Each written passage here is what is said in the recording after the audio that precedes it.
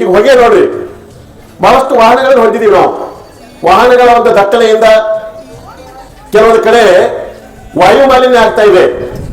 ದೆಹಲಿಯಂತ ಪ್ರದೇಶದೊಳಗೆ ಇವತ್ತು ಮಕ್ಕಳಿಗೆ ಶಾಲೆಗೆ ಹೋಗುವಾಗ ಹಿಂದೆ ಆಕ್ಸಿಜನ್ ಸಿಲಿಂಡರ್ ಕಟ್ಕೊಂಡು ಹೋಗುವಂತ ಪರಿಸ್ಥಿತಿ ಬಂದಿದೆ.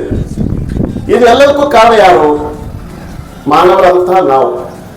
ಪ್ರತಿಯೊಂದು ಜಮೀನಿನಲ್ಲಿ ರೈತ ಬಾಂಧವರೆಲ್ಲರೂ ಕೂಡ ಗಿಡ ಮರಗಳನ್ನ ಬೆಳಿಬೇಕು. ಸೊ ಅರಣ್ಯ ಸಂಪತ್ತನ್ನ ಹೆಚ್ಚಿಗೆ ಮಾಡಬೇಕು.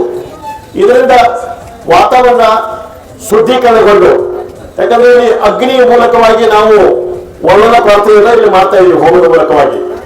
ಅದರ ಒಂದು ನಮ್ಮ ಓಂ ಶಾಂತಿಯಲ್ಲಿ ಕೂಡ ಒಂದು ಯೋಗಿಕ್ ಬೇಸಾಯ ಅಂತ ಹೇಳಿದೆ.